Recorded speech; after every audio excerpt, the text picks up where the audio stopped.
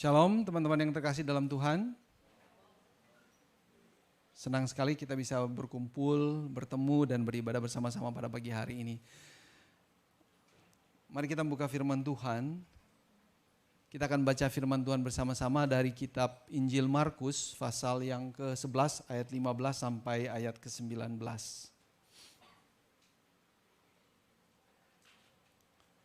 Injil Markus pasal ke-11 ayat 15 sampai 19. Kita akan membacanya berganti-gantian. Saya mulai ayat 15, teman-teman, saudara-saudari sekalian ayat ke-16. Begitu seterusnya dan nanti ayat ke-19 kita akan membacanya bersama-sama.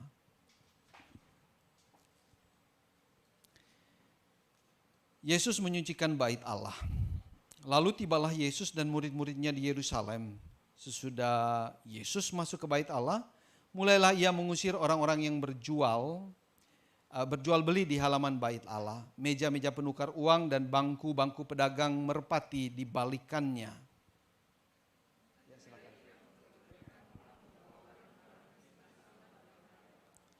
Lalu ia mengajar mereka, katanya, bukankah ada tertulis, rumahku akan disebut rumah doa bagi segala bangsa? Tetapi kamu ini telah menjadikannya sarang penyamun.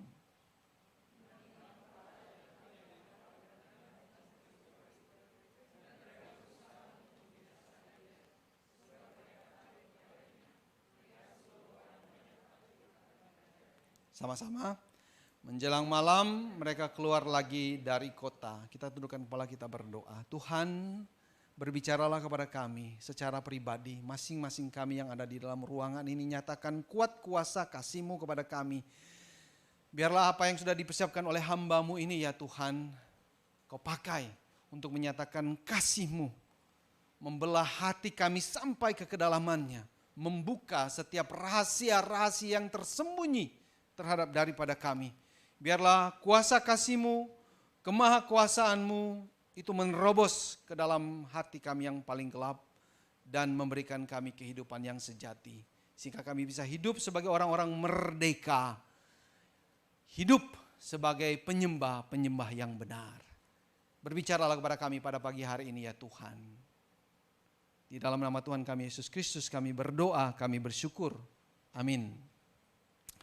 Bapak Ibu teman-teman yang terkasih di dalam Tuhan Yesus, peristiwa yang kita baca dalam Alkitab kita pada pagi hari ini adalah hari kedua Tuhan Yesus itu masuk ke dalam bait Allah.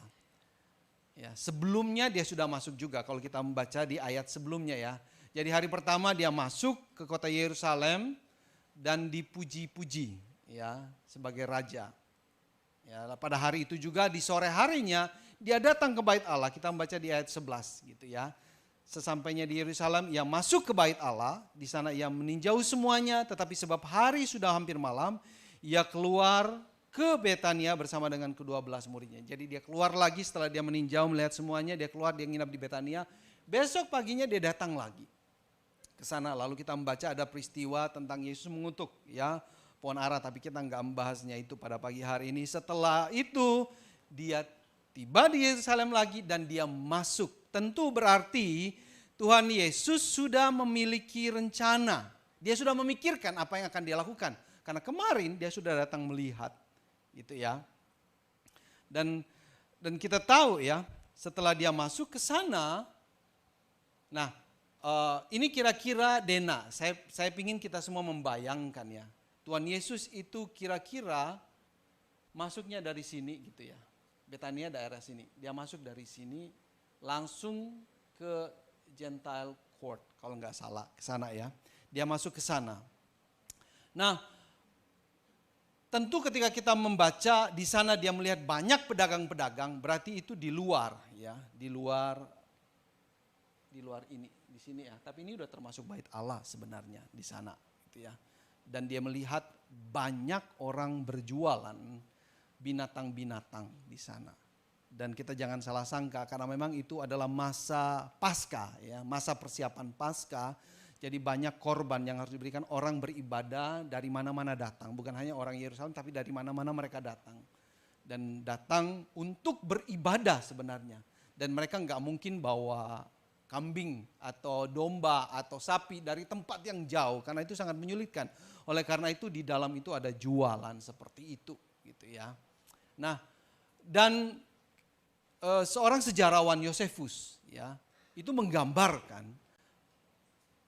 pada masa-masa seperti itu, dia katakan ya, kurang lebih ada 200 ribuan ya. Saya tulis di sini 255.600 domba yang dikorbankan. Jadi kalian bisa bayangkan ya, betapa besarnya pengorbanan yang dilakukan di sana.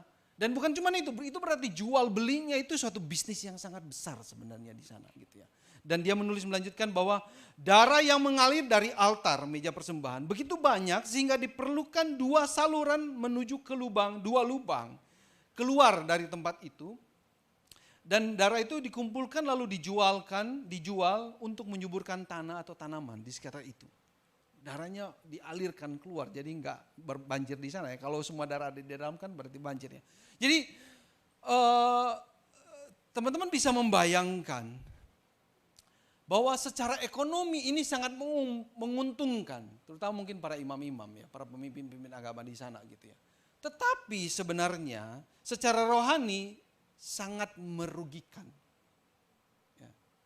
Dan jelas sekali tindakan Tuhan Yesus untuk mengusir para penjual di sana itu untuk mengembalikan fungsi bait Allah kepada fungsi yang sebenarnya di mana orang bisa beribadah dan bertemu dengan Tuhan. Bukan hanya antara manusia yang bertukar, berjual beli, tetapi terutama bertemu dengan Tuhan.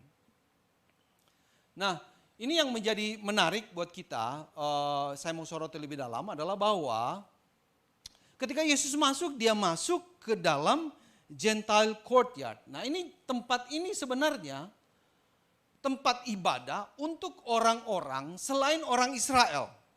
Ya, termasuk kita, misalnya ada orang Indonesia yang ke sana, beribadahnya di sini, dia nggak bisa masuk ke dalam sini. Dia nggak bisa ke sini, dia hanya di sini aja, di luar saja.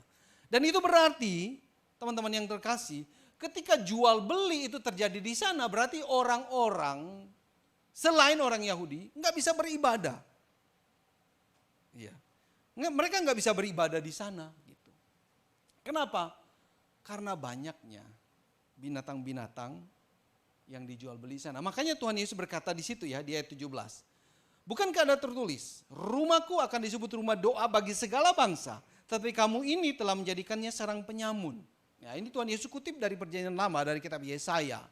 Bahwa bait Allah ini adalah tempat di mana segala bangsa akan datang dan berdoa. Gitu ya. Tetapi apa yang terjadi? Kamu telah menjadikannya menjadi sarang penyamun. Nah, saya menafsirkan sarang penyamun di sini teman-teman yang terkasih adalah karena para imam terutama ya, itu merampas hak orang-orang lain yang bukan orang Yahudi untuk beribadah. Ya, mereka mengambil hak dari semua orang untuk datang dan beribadah di bait Allah di Yerusalem. Jadi Tuhan Yesus ketika dia mengusir semuanya itu, dia ingin mengembalikan fungsi bait Allah yang memang Tuhan sudah rencanakan sejak awal, bahwa memang disinilah orang semuanya akan beribadah. Dan orang Yahudi atau dalam hal ini imam-imam itu seharusnya mengerti tindakan Yesus itu untuk melakukan pengusiran itu. Karena mereka tahu bahwa para imam itu orang yang pintar, mereka mengerti firman Tuhan, mereka belajar dan mereka tahu sejarah bait Allah. Mengapa bait Allah itu ada dan untuk apa bait Allah itu ada. Dan itu untuk semua bangsa. Kan seringkali kita membaca di dalam firman Tuhan, Sion, Yerusalem, itu menjadi berkat buat semua bangsa gitu. Dan itu berarti mereka mengerti. Nah pertanyaannya, mengapa Yesus gitu? Mengapa harus Yesus yang melakukan itu? Apa otoritas yang dimiliki oleh Tuhan Yesus sebenarnya?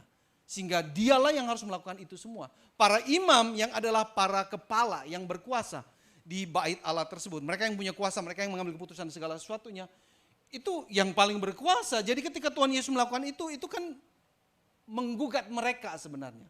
Dan mereka menanyakan sebenarnya, atas kuasa apa kamu melakukannya? Kalau kita membaca di ayat berikut, di ayat 27 ke sana ya, pertanyaan mengenai kuasa Yesus. Mereka tanya, atas dasar apa kamu melakukan ini? Gitu. Dan Tuhan Yesus tidak menjawab di sana. Kenapa? Karena Tuhan Yesus bertanya balik. Dia tanya tentang kuasa. Kamu percaya nggak dengan Yohanes Pembaptis? Atas kuasa apa? Coba kamu jawab. Mereka nggak berani jawab. Karena mereka nggak percaya kepada Yohanes Pembaptis. Walaupun orang banyak percaya Yohanes Pembaptis adalah imam, adalah nabi yang diutus Tuhan. Tapi mereka nggak percaya. Oleh karena itu mereka takut menjawab, mereka tidak menjawab. Lalu Tuhan Yesus juga tidak memberikan jawaban atas kuasa apa dia melakukan semuanya itu.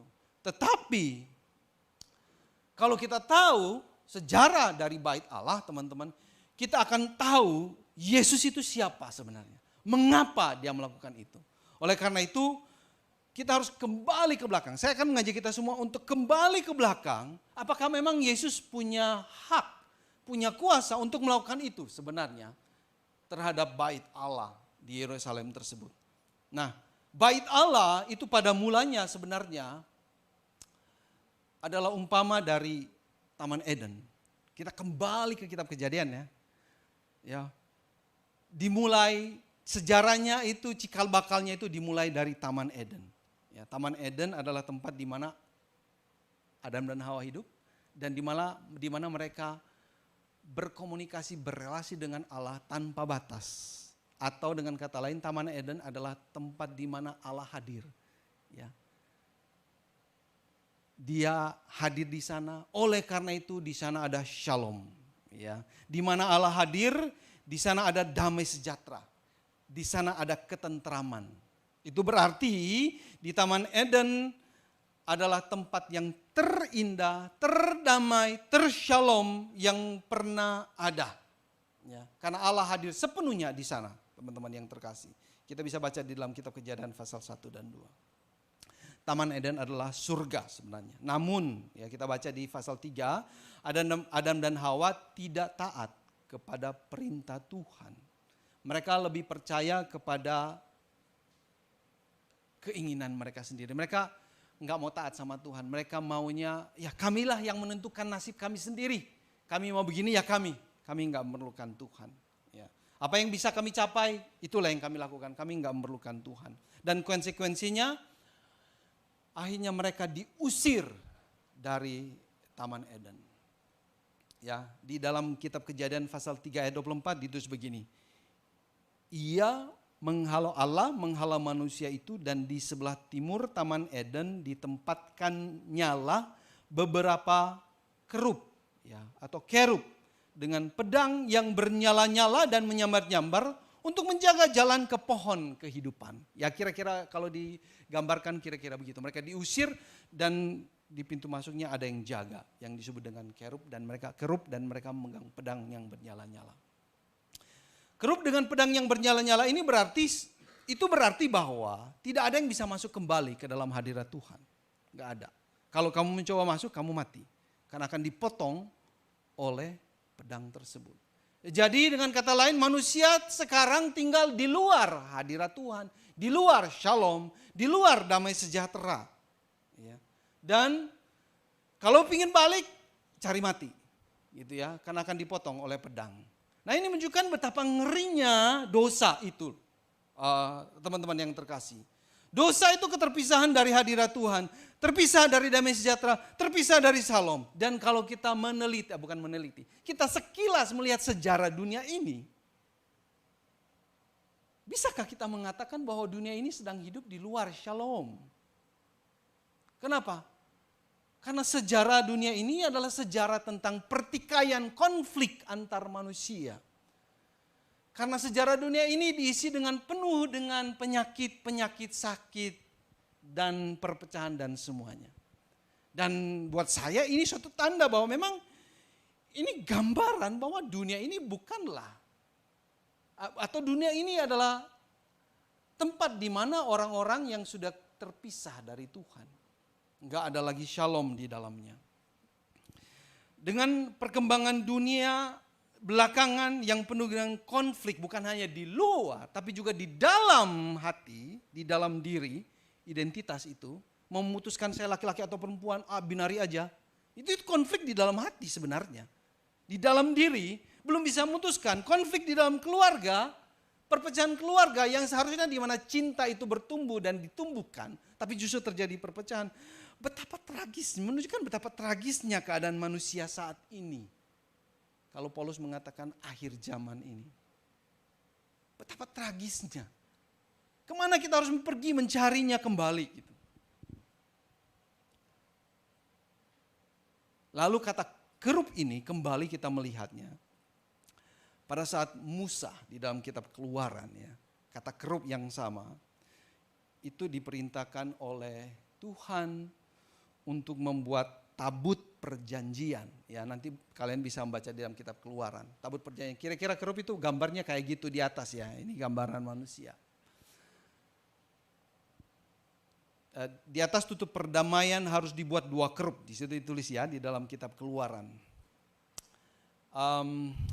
Tabut perjanjian ini kemudian, ini tabut perjanjian. Yang isinya itu oleh Musa itu ada 2 loh, batu perjanjian, 10 perintah Allah, ada tongkat Harun, dan juga mana ya dimasukkan ke dalam itu gitu ya.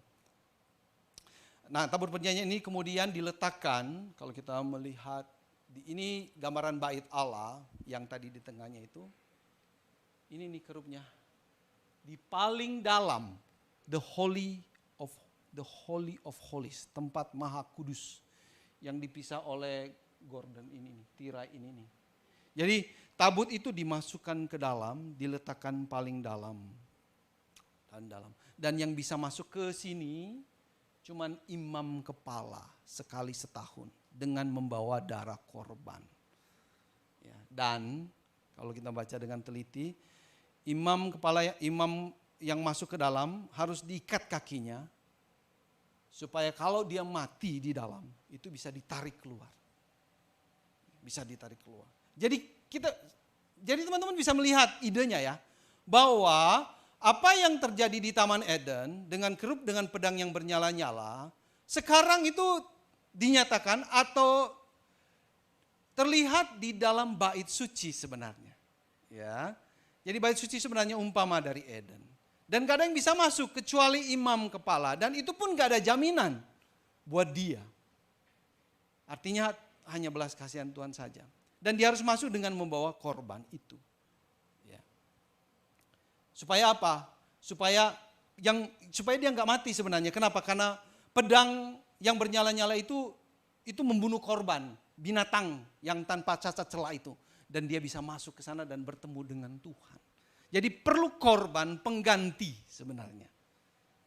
Ya, korban pengganti dalam hal ini binatang yang sempurna tanpa cacat celah, supaya imam ini bisa datang dan mewakili semua jemaatnya berdoa kepada Tuhan.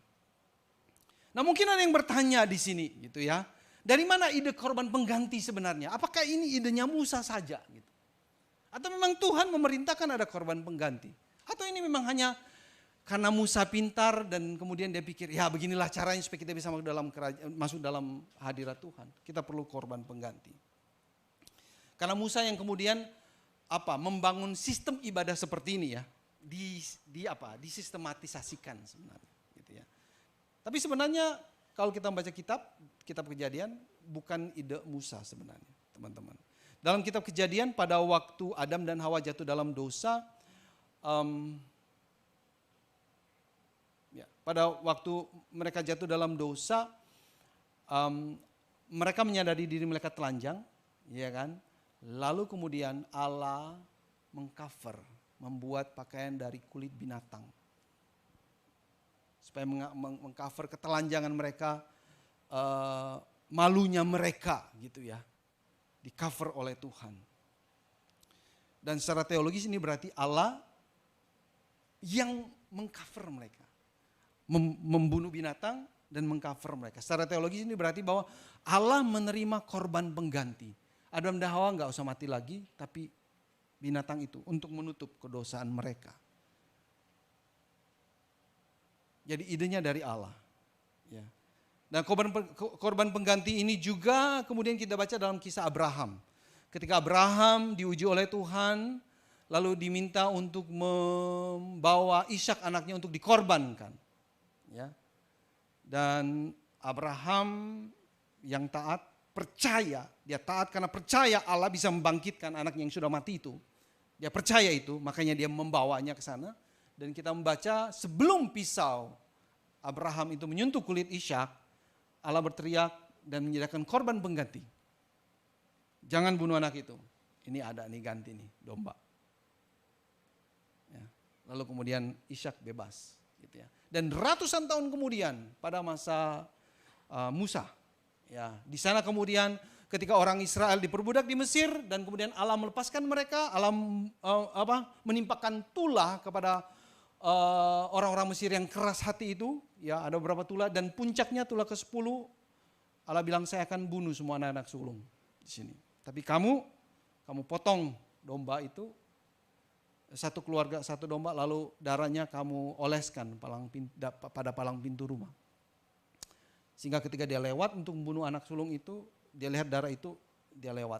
Dia nggak jadi bunuh. Dia nggak bunuh orang-orang anak-anak sulung orang Israel, tapi anak-anak sulung orang-orang Mesir yang tidak memberikan darah itu mati semuanya. Nah kita bisa melihat ya teman-teman yang terkasih bahwa inilah korban pengganti. Dan kemudian Passover itu Allah melewati orang-orang Israel menjadi Paskah buat kita, lalu kita sampai sekarang merayakan itu. Sampai sekarang. Nah ini penting, kenapa? Karena kalau kita membaca di dalam kitab Injil, dalam kitab Perjanjian Lama, ya, khususnya Yohanes ketika dia pertama kali melihat Tuhan Yesus dengan murid-muridnya, dia lihatlah itu anak domba Allah. Gitu. Nah kalau kita nggak tahu latar belakang ini, kita kok bisa disebut sebagai anak domba Allah gitu. Ya kenapa? Karena ada latar belakang cerita seperti ini. Yesuslah korban pengganti itu. Korban tertinggi, korban yang paling sempurna supaya kita bisa masuk ke dalam hadirat Tuhan. Kita bisa mengalami shalom, damai dengan Tuhan. Kita bisa terlepas dari konsekuensi dosa yang mematikan itu. Pedang bernyala-nyala tidak lagi menimpa kita karena pedang itu sudah menimpa kepada Tuhan Yesus Kristus. Sehingga kita bisa masuk dan menikmati pohon kehidupan itu. Dalam Kristus kita sudah dapat menikmati hadirat Allah. Teman-teman yang kasih. Mencicipi kekekalan, menikmati shalom di dalam Yesus Kristus. Kita hanya perlu jujur dan tulus datang kepada Yesus. Tulus, jujur datang kepada Tuhan Yesus. Kalau kalian merasa berdosa, datang dengan dosa-dosamu. Kalau kalian merasa bersalah, merasa tidak layak, datang dengan perasaan itu kepada Tuhan Yesus. Karena dia korban pengganti kita. Dia tidak jauh, dia dekat dengan kita. Kalau kamu merasa senang, datang dengan rasa senangmu itu kepadanya. Kalau engkau merasa susah, kalau merasa tertekan, merasa bingung, apapun perasaan kalian, apapun situasi kalian, datang kepada Tuhan Yesus. Karena Tuhan Yesus sendiri berkata, marilah kepadaku kalian yang letih lesu dan berbeban berat, aku akan memberikan apa? Kelegaan kepada kamu. Teman-teman, Tuhan Yesus mengasihi tanpa membeda-bedakan orang. Ya. Enggak, dia tidak bedakan kaya, miskin, cacat, sempurna, enggak beda-bedakan. Karena dia yang menanggung semua ketidaksempurnaan kita. Pertanyaannya adalah, apakah kalian percaya kepadanya? Semua sudah dia lakukan, sudah dinyatakan. Tinggal apakah engkau percaya with your life? Itu pertanyaannya. Maukah engkau percaya kepadanya dengan seluruh hidupmu, pikiranmu, dengan semua yang engkau miliki?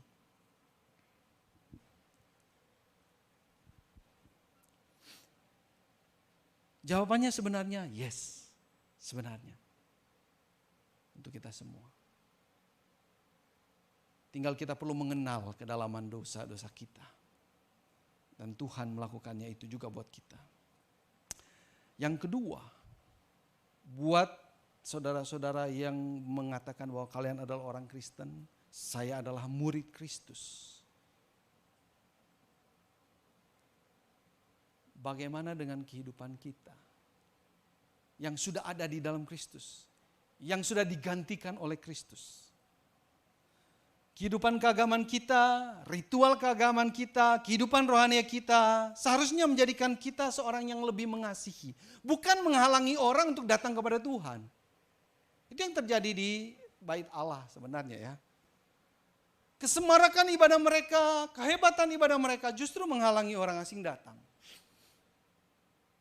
Coba perhatikan hidup orang Kristen saat ini yang mengaku dirinya orang Kristen, murid Kristus. Apakah engkau setiap kali datang kepada Tuhan beribadah, bertemukah engkau dengan Tuhan? Kalau engkau bertemu dengan Tuhan, maka engkau akan menjadi seorang pribadi yang lebih mengasihi. Become more loving person sebenarnya. Orang-orang yang datang ke bait suci melakukan korban yang besar-besaran untuk beribadah. Mereka nggak bertemu dengan Tuhan di sana. Buktinya mereka tetap menjadi penghalang untuk orang-orang lain datang kepada Tuhan. Tapi kita nggak mau seperti itu. Kita sudah bertemu dengan Tuhan Yesus.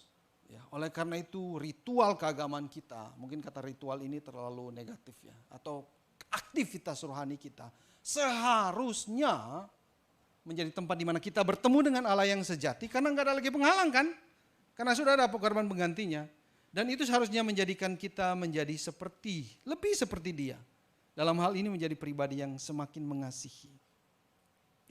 Tuhan Yesus memperingati kita bahwa kehidupan di akhir zaman ditandai oleh kasih yang semakin dingin. Kalau kita membaca di dalam kitab Injil.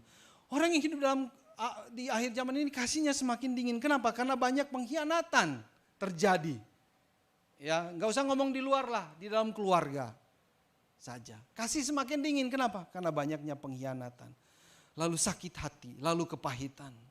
Paulus menambah karakteristik manusia yang hidup akhir zaman dengan orang yang hanya ingat dirinya sendiri. Beribadah, tetapi sebenarnya mereka nggak beribadah. Karena mereka nggak bertemu dengan Tuhan. Hanya ingin menyenangkan diri sendiri. Ibadah hanya untuk menyenangkan diri sendiri. Musiknya harus enak. Khotbahnya harus menyenangkan aku. Ketemu dengan orang yang ramah. Kalau orang yang nggak ramah nggak mau lagi ke sana. Hanya menyenangkan dirinya saja. Jadi tantangan besar to become a more loving person.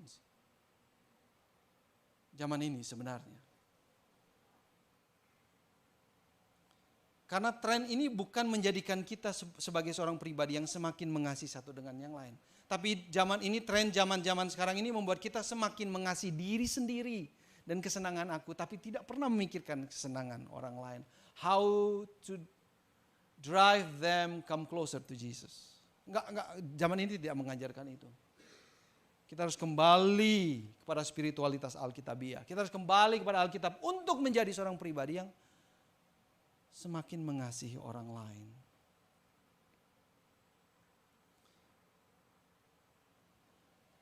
Seorang tanda seseorang yang sudah bertemu Kristus dan sering bertemu Kristus, at least once in a week ya. Kalau kita saat teduh itu lebih baik lagi. Tandanya adalah kita semakin mengasihi sebenarnya orang lain. Tandanya. Dan itu nggak bisa disangkal, itu nggak bisa diapa-apain gitu ya. Dan kalau gitu, tapi saya belum, iya tapi prosesnya kamu rasain nggak ada jalan prosesnya itu. Apakah kamu bergumul di dalam mengasihi, to serve other, apakah bergumul? Atau kamu nggak sedikit pun ada dalam pikiranmu. Kita sudah diterima oleh Yesus, jadi kita tidak perlu mencari lagi penghargaan orang lain. Dunia ini terus mencari-cari penghargaan orang lain dengan excellency yang bisa kita buat, dengan pencapaian-pencapaian kita. Kita ingin selalu dihargai oleh orang lain.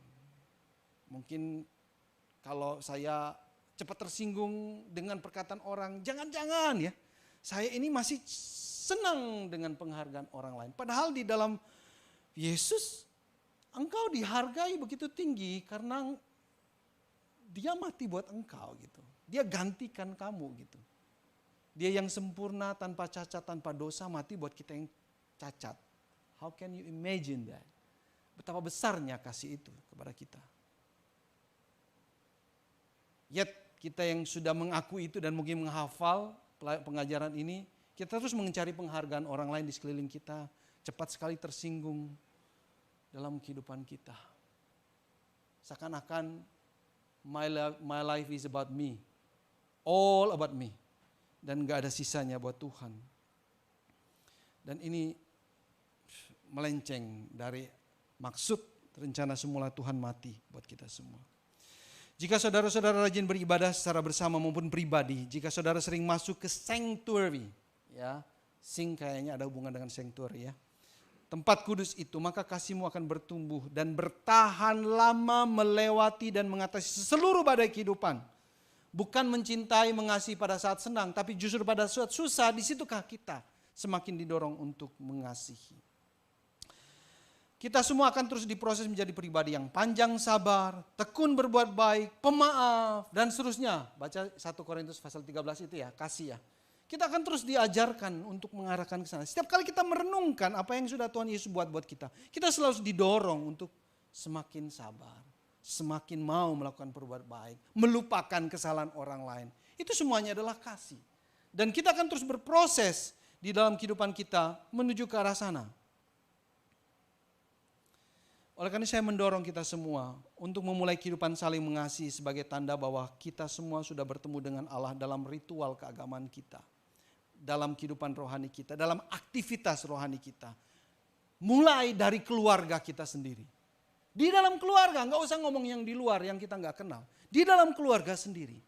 Cobalah menjadi seorang yang lebih mengasihi saudara-saudaramu, papa mamamu, adik kakakmu. Cobalah untuk mengasihi mereka. Sebagaimana Kristus sudah mengasihimu. Jika saudara sudah mahir mengasihi keluargamu, maka di luar, kehidupan di pekerjaan, kehidupan di gereja, akan semakin lebih mudah sebenarnya, teman-teman yang terkasih. Gak akan sulit. Terimalah satu sama lain sama seperti Kristus sudah menerima dirimu. Terimalah satu sama lain tanpa mempercakapkan kelemahan atau kekurangan orang lain. Terima dia. Jangan menyimpan marah dan kesal hati. Ampunilah seperti pengampunan yang sudah kita terima dari Yesus Kristus. Jangan keraskan hatimu. Terimalah dengan lembut undangan Tuhan Yesus. Untuk menjadi pribadi yang penuh kasih. Pribadi surgawi. Seorang yang sudah mencicipi kebahagiaan surga.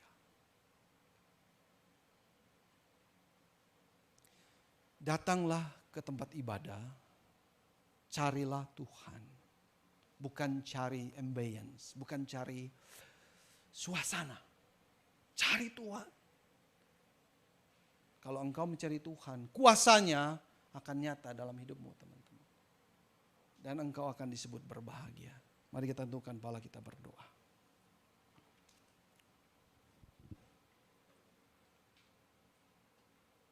Kami bersyukur karena kami enggak perlu mati untuk masuk kembali ke dalam hadirat Tuhan. Karena Kristus sudah mati buat kami. Kami sangat-sangat bersyukur. Karena Kristus merelakan hidupnya. Supaya kami boleh memiliki hidup yang sejati. Terima kasih Tuhan. Tapi hamba-Mu berdoa. Agar pengenalan pengetahuan ini tidak hanya menjadi pengetahuan di otak kami. Tapi menjadi makanan buat jiwa kami. Syukur ini biarlah menjadi syukur dalam setiap hari kehidupan kami. Dan biarlah kasih Kristus yang ajaib itu boleh menjadi kasih kami dalam kehidupan kami setiap hari. Sebagaimana Kristus menerima kami apa adanya, ajarkan kami juga untuk menerima orang lain tanpa harus mempercakapkan kelemahan, kelayakannya dan lain sebagainya. Tapi menerima dia seperti apa adanya dia. Tuhan memampukan kami, menolong kami. Biarlah kuasa kebangkitan Yesus Kristus memampukan kami. Biarlah Roh Kudus menggairahkan kembali kasih yang ada di dalam diri kami. Sehingga kami tidak menjadi penghalang, batu sandungan buat orang lain yang mau datang kepada Tuhan. Melainkan kami menjadi jembatan buat mereka. Agar mereka semakin mengalami kuasa Tuhan. Terima kasih Tuhan Yesus. Memuji dan bersyukur kepada Tuhan. Dengarkan doa kami ini. Di dalam nama Yesus kami berdoa. Kami bersyukur. Amin.